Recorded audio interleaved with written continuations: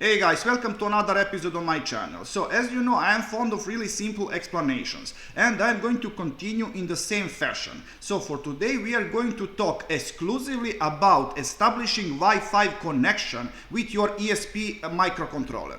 And first thing that you should do, if you are using ESP32 microcontroller, you need to include Wi-Fi.h library. But if you are using ESP8266 microcontroller, you are going to include this one, ESP8266 Wi-Fi.h. Second important part, it's these two pieces of data. So you actually need two constant char variables. One that is going to contain name of Wi-Fi network you want to connect to, and another that is going to contain password for that very same network. And of course, all of that is going to be provided as string. So now let's talk about code from a void setup. So first thing that I've done in here, it's a serial begin with baud rate of 9600s. This part of code is not necessary, but I actually want to print some data to my serial monitor. And first thing that we are going to print is this string, connecting.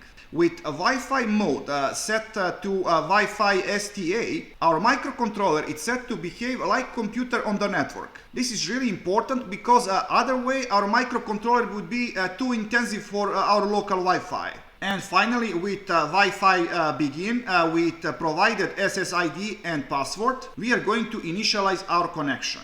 And with this while loop, we are actually going to wait for that connection to be established. And as you can realize from this piece of code, one of values for Wi-Fi status could be WL connected. That means that our connection is established. And while that it's not true, we are going to make pauses of 1 second and then we are going to print underscore. And when this part is actually done, we are going to jump to our void loop. Basically in here two things are happening. First I'm going to print my local IP address that is received from router, from local DHCP server. And then MAC address that is unique for every device. And this code is going to do that repeatedly on every 2 seconds. And now I'm just going to open my serial monitor. I'm going to restart my microcontroller.